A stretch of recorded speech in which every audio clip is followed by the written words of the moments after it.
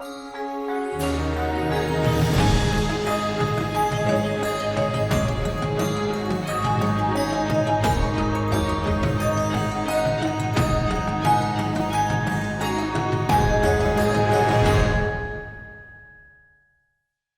adventurers, to the Recall to Adventure podcast, where we're celebrating 25 years of Islands of Adventure. We'll be sitting down with some of the original show producers, animators, engineers, and designers for Universal Orlando Resort's Second Gate. We're your hosts, Maya and Holly. And now, for this episode, we are joined by Adrian Gorton, who is the art director for Port of Entry. Thank you so much for joining us. Well, it's my pleasure to share some of my experiences, and some of my background is an honor. Thank you. Yeah, so I guess to kind of go into your background a little bit, exactly how did you get involved in the theme park industry? Well, going back a bit further, when I was in college, I studied and majored in history of art and architecture and got a Bachelor of Fine Arts degree.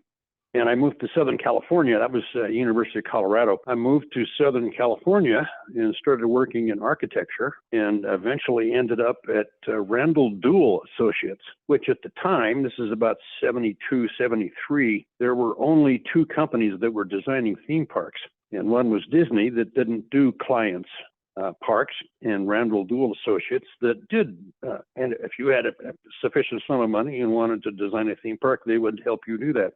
My first project was Magic Mountain. So that's kind of where it started. How did those experiences lead you to working at Islands of Adventure? Well, I'd worked at Universal working in their television and film divisions.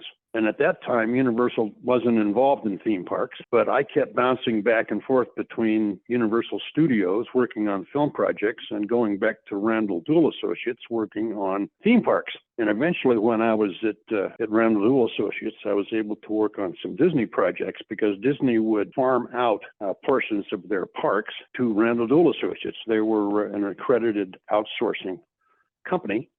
But when Universal decided they wanted to build a theme park in Orlando, I was one of the art directors that was selected to design Universal Studios Florida. So I developed some background there, and then I kept bouncing again back film and television business. And then eventually I was working actually in Kuala Lumpur, Malaysia, on a park for the Malaysian government called Sama World, when Universal contacted me and brought me back to the U.S. to work on Islands of Adventure. Cool. So I guess I'm kind of curious, talking about Universal Studios Florida, what's some of the stuff that you were able to work on there? Well, they had a number of art directors, and all of us in that initial park design were all from the film and television end of the business for Universal. I worked on the entry experience for Universal Studios Florida, which involved Beverly Hills and also Hollywood, and then the San Francisco portion of the park, and also the New England. There were, like I say, there were about 5 or 6 of us that were tasked with coming up with the designs for the park. Now, Universal divides up the design of their parks into 2 categories. One is what they call environmental designers, and that is the art directors that design the buildings that guests actually see and experience as they walk into the park. And then there's the ride and show people, which actually work up the ride mechanisms and the show elements that go inside the box. Yeah, that makes sense. And it's cool to hear that you also worked on the San Francisco area. That was definitely, I think, one of my favorite themed areas of Universal Studios Florida before they changed that a couple years ago. But I definitely really like the vibe there. And there's still bits and pieces of it left. Yeah, well, again, Universal was just getting into the whole theme park business, and a lot of the designs for that park were based on backlot experiences, environments. They hadn't really focused on rides and experiences based on their movie attractions, but that came along pretty successfully later. That's definitely true. Kind of leading into that, you've talked about the role of the art director a little bit. So when you got brought on for Islands of Adventure, what did that end up looking like for Port of Entry? Like where did that kind of all that concepting begin? Well, I had been working in Kuala Lumpur, Malaysia, and had experienced a wide variety of architectural themes because it's such a mix of cultures there in Kuala Lumpur. So when I came back, and Universal design divisions began to divide up parts of the park, which art directors would be in charge of the initial design and carrying it forward through construction supervision, I brought that experience, and I explained to the people at Universal that I thought that the port of entry should be an experience where no matter where a guest came from, they would recognize something from their culture, whether it be European or African or Asian or whatever it might be. There would be something that that family, as they walked through port of entry, would recognize something that would be familiar to them. That's actually pretty cool. So you kind of designed it as like a melting pot in a way of like trying to combine various different experiences from what you've worked on previously. That is correct. Awesome. So when you got brought on, did they already have the idea that they wanted it to be a port in mind, or was that something that you kind of worked collaboratively on? I was there at the very beginning when we basically had white paper and we discussed how we should theme that area as kind of like Universal's main street. And it very kind of quickly evolved into a port of entry because that's where all the guests would come from. That would be their first experience of the park. So we developed that theme, and again, taking the idea that people would be coming from all over the world, we wanted to intrigue them and make them feel welcome and have certain elements that they would be familiar with and feel comfortable. That makes a lot of sense. I am kind of curious though, was anything other than a port ever considered that you remember? Nope, it always was a port. It always was the first experience. And interestingly, it's also the last experience. That's the first thing that guests see, and it's also the last thing that the guests see when they exit the park. And I guess we have that like sign, that archway that is present in Port of Entry where it's like the adventure lives on. When did that become part of the design? Was that something that you worked on or was that added much later? I'm kind of curious on that process. Well, that became quite a period of discussion because we recognized that there was two opportunities for some visual signage for guests once when they were coming into the park for the first time, and also again as they exited. And we wanted to have some way to communicate to them our welcoming as well as our thank you, for their participation in the experience. And I'm curious, like, how exactly was that, I guess, concepted to be the archway? Like, I imagine that probably went through a couple different design phases potentially. So I'm kind of curious what landed on that particular, like, phrasing and that particular, like, design. Well, and there was a lot of discussion about what those signs should say. And it took several months to try to get management to finally authorize and buy into the concept and actually the wordage. And the actual bridges were from early in the design period. We wanted to have some bridges which would kind of segment and enclose and embrace the guests as they walk through. We didn't want to just have open sky. We wanted to have some interesting visual elements that would span one side to the other. Yeah, and we also have like a lot of different elements there because we're not just having buildings, but we also have like water features. We also have the signage, we have the bridges. So how was all of that considered to like be brought together? Well, I can't remember exactly how many. It was probably about once a month. There would be a presentation to senior management, and they could comment and make suggestions. And it was kind of a slow evolution. It didn't actually ever expand from where we started, but it did reduce in size for a bit because the initial cost estimations were pretty excessive. So it became simplified. And of course, the design was influenced by the actual vendors that had to put up their restaurants or their retail spaces or whatever it was that had to be accommodated within the facades. What were some of the things that were cut, if you could think of any? I can't really tell you because it happened, I guess, after about maybe 6 months into the project. And we did the initial designs and built models and then presented it to the senior management. And I can remember one of the senior managers saying, do we really want to spend all this money on port of entry? And everybody kind of scratched their heads and sort of thought about it and then looked at all the rest of the elements, all the different islands. And they kind of decided they needed to cut back somewhere. And basically everybody had some degree of reduction. So you were pretty solidly locked in for the port of entry plan from the start then?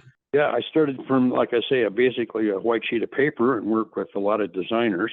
and it was kind of the hub of the wheel. All of the people who were brought into the project to submit concepts and sketches and so forth, I would kind of keep that all moving in the same direction and would lead the discussions when we had senior management reviews.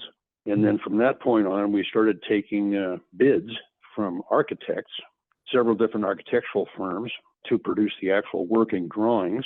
And that process took quite a long period of time because, of course, not only is it engineering, involves structural engineering and, of course, all of the gas lines and water and fire safety. And I mean, there's a whole lot of issues. But once that phase was completed, which again, I was the supervisor for all of those efforts, then it went to bids for construction. And eventually, my van from Ireland was contracted to build Port of Entry. And so at that point, when construction started, then I was on site every day supervising all the construction crews.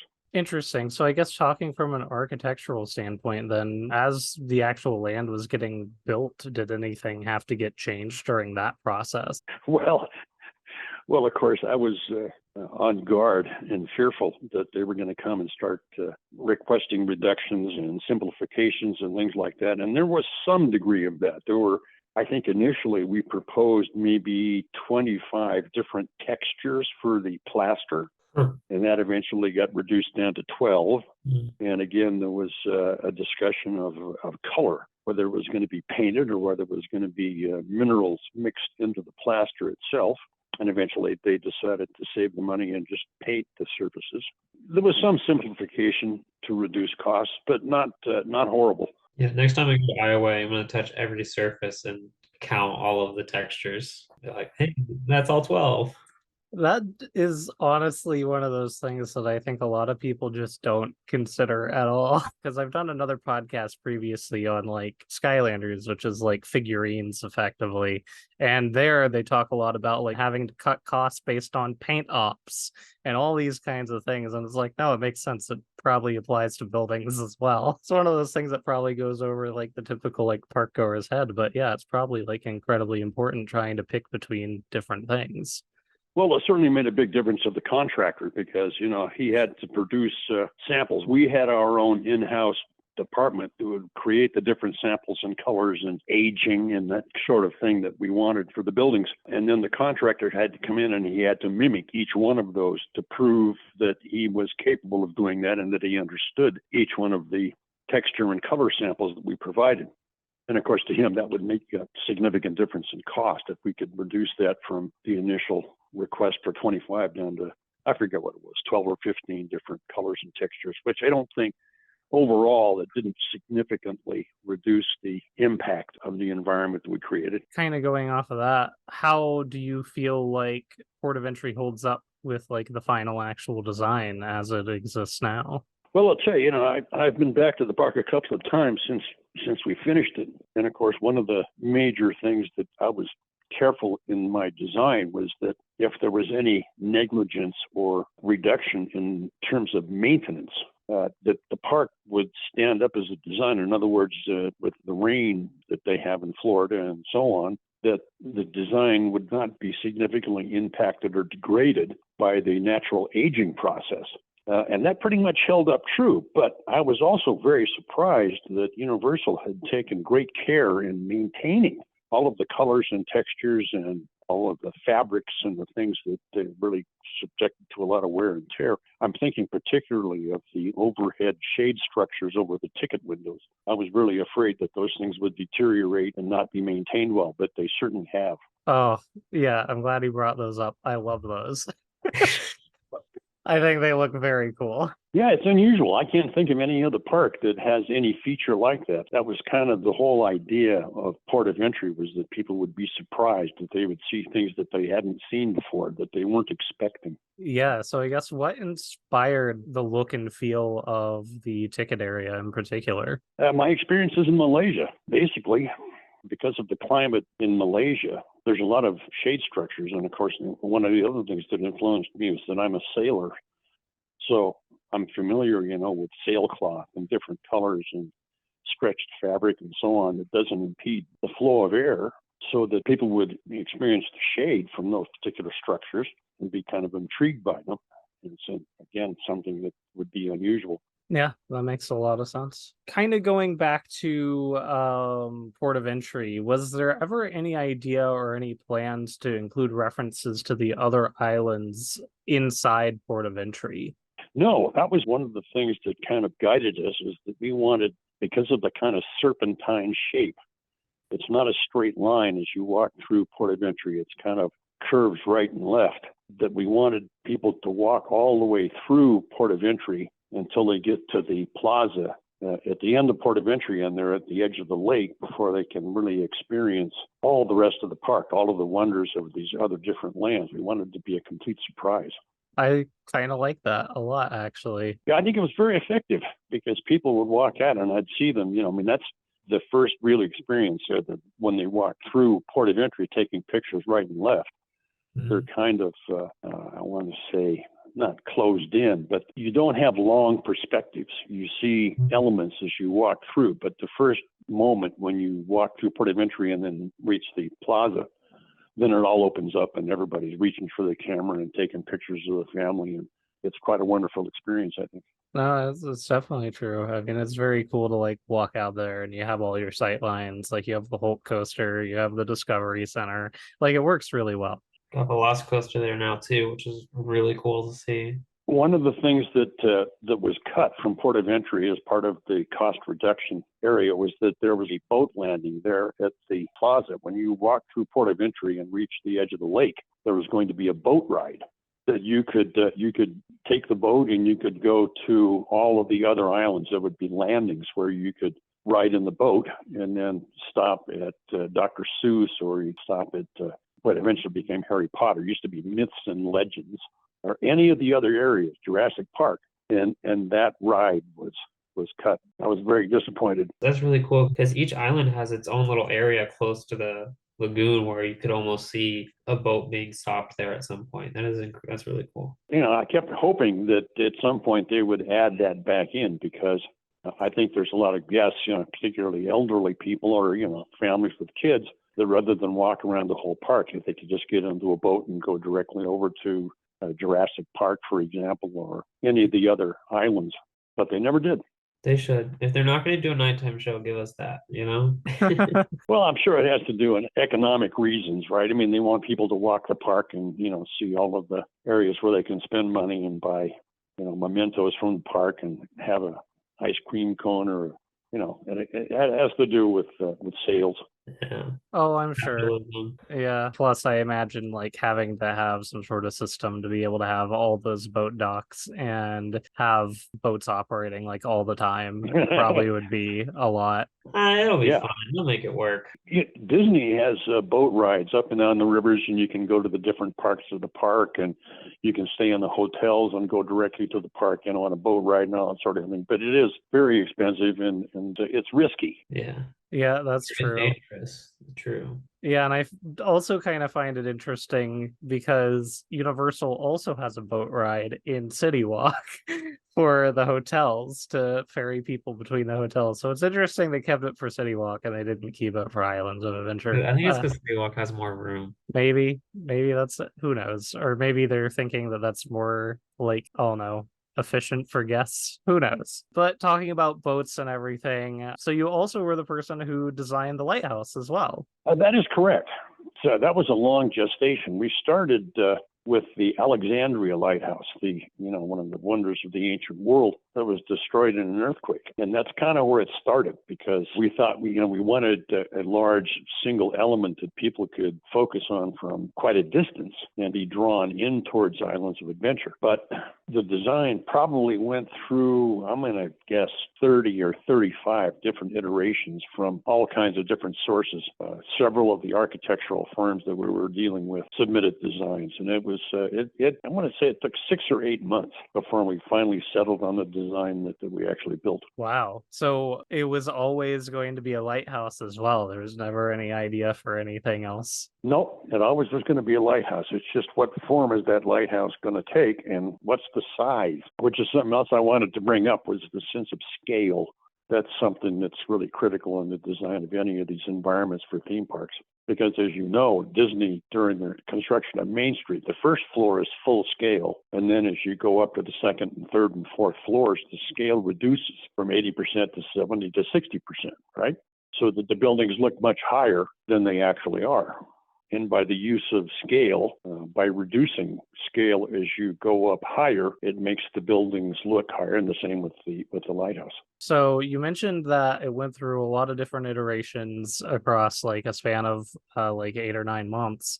So do you remember any like particulars of like how the lighthouse evolved, or were there any ideas you really liked that were thrown out, or anything that changed at all? Well, it's difficult to describe the process, but since we had decided that the rock work in the entry plaza at Port of Entry was going to be basically themed on Inca large fitted stones, that theme should carry over to the lighthouse. So we did that, and then I came up with the design for the top of the lighthouse, which was based on the revolving mirror, which supposedly they had at the Alexandria Lighthouse. That kind of pergola design. Yeah. Kind of Greek influenced. Yeah, I mean, it definitely is very iconic. I think it's probably like definitely one of the most iconic structures, I think, at the resort still. I mean, it is. It's the structure.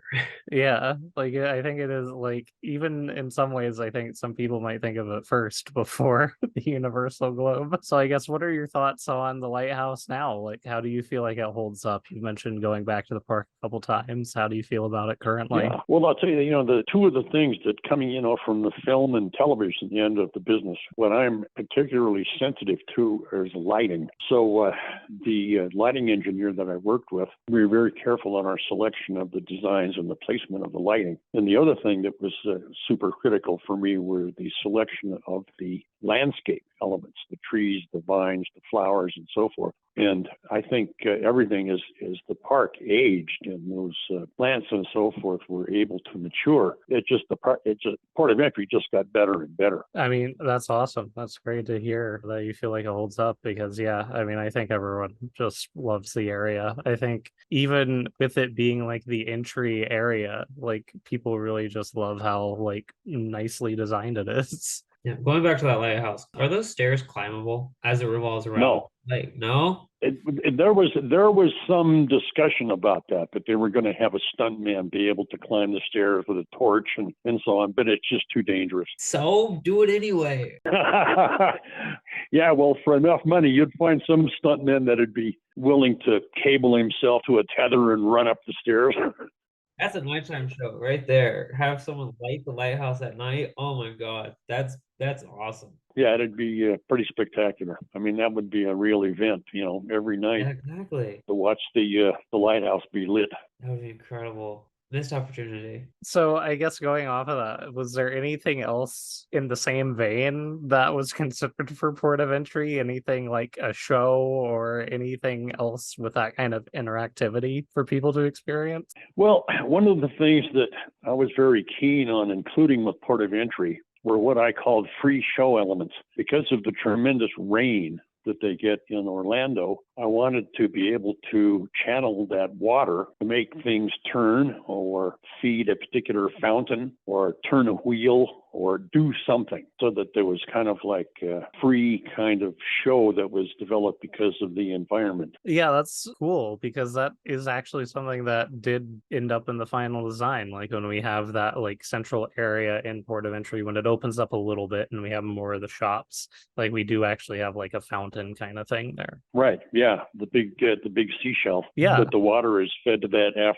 from the roof of the adjacent buildings through these what appear to be, bamboo pipes. Interesting. Is that like a water source in any way? Like, is that fed by some sort of internal water system, or is that entirely just from like runoff? Well, I don't remember exactly. I think that they can turn it on if the water in the fountain becomes low, or if it's getting fed with a lot of rainfall, I think they can turn it off. So I think it's adjustable. Interesting. Okay, that's pretty cool. What's your favorite island that's not Port of Entry? I'd have to say Harry Potter. Okay. It used to be when we originally designed Islands of Adventure, there was an area of the park called Myths and Legends. And that was pretty successful, and I liked that a lot. A good friend of mine, Roy Barnes, designed that portion of the park, but then that was remodeled by Stuart Craig and the British crew who developed it into Harry Potter. So I guess from a design standpoint, what's the thing that you like about it most? Scale and texture and color. I mean, the way it's arranged so that there are particular perspectives that the guest, as he walks into the park, is kind of forced into areas which are specifically designed perspectives.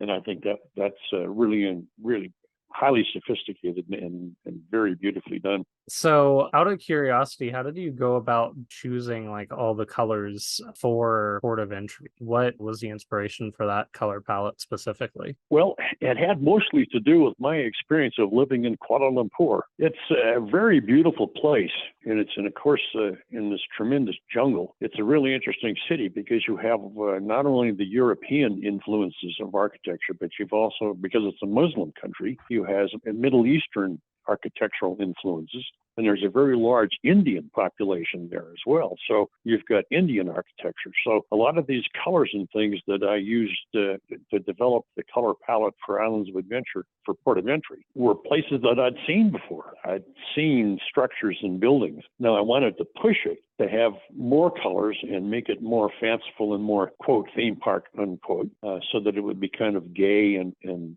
happy and uplifting. I definitely like the color palette there because like we have a lot of like analogous colors. Like we have a lot of like yellows and oranges and kind of lighter variations of those tones. But then we also have like colors that complement too. Like we have blues that kind of go along with it. So I think it's kind of neat how we have an analogous kind of color scheme going on for the area, but also a complementary one. And I think it pays off pretty well. I certainly think so. I mean, it's very photogenic, and I see people, walking through the times that I've been to the park are snapping pictures right and left. They seem to be very pleased and want to have a photographic recollection of their experience walking through. It's a great place. Well, I'm certainly pleased that senior management was able to fund that whole development, because it was expensive. It was very labor intensive to build that and very complicated. So for Universal to actually fund it and make sure that it got done properly, I'm very proud and very grateful. Yeah, without senior management applying the proper funding, you're not going to get your vision created to your satisfaction. Yeah, that's true. So, what was one of your favorite things working on this project and working with the team that you were able to work with? All of the art directors that were responsible for the various Islands of Adventure, whether it be Jurassic or Superheroes or Dr. Seuss, I mean, they were all my personal friends that I've known for years from the motion picture business. Great fun every day being able to design and then get everything constructed. It was a wonderful experience. Do you have any advice for those wanting to go into the theme park industry? Yes, I would say one of the things that I have always found, no matter which park I've worked on, is very helpful is having a complete or as complete as possible background on the history of art and architecture, all the cultures. I mean, there's beautiful buildings, beautiful architecture and art created by all cultures all over the planet, whether it be Chinese or Japanese or Indian or African or whatever. And being able to develop that visual library, I think, is incredibly useful and ultimately very helpful in the design of theme parks. Now, in addition to that, of course, you have to devote a certain amount of time to your sketching ability. In other words, to be able to have some vision in your mind and then be able to produce that, whether it's on a computer or whether it's hand drawn or sketched or painted or whatever. That's another area that needs to be developed. And the third component, as far as my own personal experience, is having enough engineering background, whether it be civil engineering, structural engineering. You have to have an understanding of what makes buildings stand up, what structure is required to make them stable and safe. That makes sense. So it's kind of a combination of a little bit of everything. Yep, I'll tell you, there's not been a single park that I've worked on that all of a sudden you look up when the thing's being constructed and right behind the window is a steel beam that can't be moved. So yeah, no matter what your design is, it still has to be engineered, and particularly in Florida because of the wind loading and the rain and the hurricanes and all that sort of thing. I mean, there was a tremendous amount of steel structure they had to go into every single building. And to some extent, it was going to influence and affect the design. I mean, the whole concept of Islands of Adventure was a whole different level of imagination that Universal was willing to reach out and embrace. Whereas before, thinking that we were going to kind of reproduce backlot areas for filming and so on, because of course, at Universal Studios Florida, there are sound stages. It's much closer to being an actual movie studio. Whereas Islands of Adventure is a theme park. There are no sound stages and there's no concept of filming or television. Yeah, that makes sense. So I imagine entirely different design philosophy there. Like in one, it's like it's allowed to look kind of fake. But in Islands of Adventure, it's like go big, go home kind of feeling. Yep. A much freer hand in terms of imagination and basically theming off of movie projects. I mean, they realized that one of the most successful areas that they had was Jurassic Park. I mean, and it still is. It's still a tremendous crowd attraction, audience attraction. But then they branched out, to superhero and Dr. Seuss and these other different themes. I know Jurassic World just keeps getting bigger and better, doesn't it? Yes. Yep. There's only one Jurassic World thing. There's still 3 Jurassic Park things. It's not world yet. They're working on it. I haven't been to the park in Beijing. I was one of the supervising art directors on the Beijing resort project. But then I had a personal tragedy in my life, and then of course COVID hit, and eventually I never got to go over to Beijing to supervise construction or see the finished project other than what I see on YouTube. It's beautiful over there from what I've seen. So hats off to you for doing that as well. So what's some of the stuff that you designed there, out of curiosity? Well, my particular responsibility for the Beijing project was the hardscape design for the entire park. Okay. And then they turned over to me the high-end VIP restaurant. Those were my 2 contributions. Okay. Nice. When I go to Beijing, I'll get into that restaurant and be like, wow, this is great. Yeah, well, I mean, I'm definitely now curious to check it out myself. Last question we have for you is if you could say one thing to the theme park enthusiasts who love your work, what would it be? Bring your camera, bring your video recorder, and bring your family and have fun. I feel like that's fantastic advice. Love it. I do. Well, with that, I think that's everything we had for you. Did you have anything else that you wanted to say or add? No, I think we've done a very good job. I appreciate your questions, and I hope I have answered them with some imagination and as fully as I am capable. You were exceptional. Yes, thank you so much for joining us for this interview. Thank you so much. Thank you. And that brings us to the end of this episode. For our next adventure, we'll be joined by Lisa Girolami. See you there.